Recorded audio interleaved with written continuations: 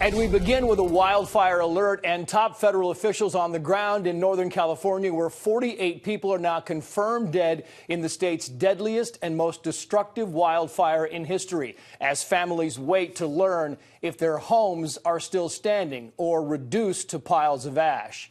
Search crews are still uncovering bodies as they pick through the scorched remains of neighborhoods, including the town of Paradise.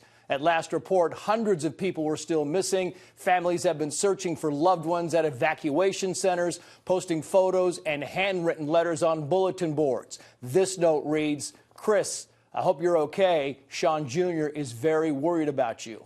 Here in Southern California, officials say they found a body in the burn zone of that wildfire that has been scorching the Malibu area. If confirmed, it would be the fire's third known victim. Take a look at this, a surveillance camera capturing the final moments of a house in Malibu as the wildfire closed in last week, embers swirling in the wind. The homeowner told our Fox station KTTV he got his family out safely with just the clothes on their backs, but the house they just remodeled months ago is gone. As firefighters battle to get the upper hand, other fires have been flaring up, including this one in San Bernardino County, east of Los Angeles. These dramatic images are from late last night, people rushing to escape as walls of flames came close to neighborhoods. We have Team Fox coverage. Our chief correspondent Jonathan Hunt is live in Malibu. First to Claudia Cowan, reporting live from what's left of the Northern California town of Paradise. Claudia. Trace, with the death toll climbing ever higher, the big question is how many more victims will be found. Butte County officials just released an updated list of those missing, the names of 98 people, almost all of them elderly, who have not been seen since this fire started last week.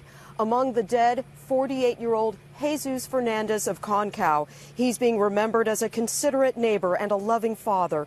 And 63-year-old Ernie Foss was a San Francisco native who perished along with his beloved dog outside his home here in Paradise. Right now, Interior Secretary Ryan Zinke is meeting with first responders, hearing about the grim search underway for more victims. A small army of coroner recovery teams, chaplains, and 100 members of the National Guard searching every piece of property as quickly and as thoroughly as possible, because the one thing they don't want is for someone to come across human remains once the evacuation is lifted. Still no word on when that will happen. The not knowing about their loved ones or their homes, coupled with this very unhealthy air, adding to the anxiety for 52,000 evacuees. Many shelters are filled to capacity, leaving those with nowhere else to go camping in parking lots.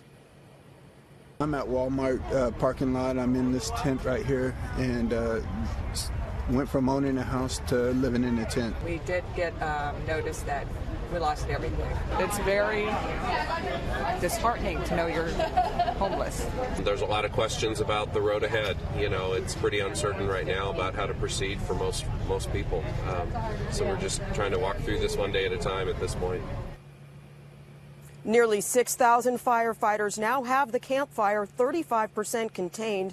Video taken from a drone shows most of the city in ashes, but it's important to note the hospital, high school, city hall, and several department stores did not burn. Those buildings will serve as symbols of hope and endurance as Paradise strives to rebuild. It's a long road to recovery for these folks, Trace.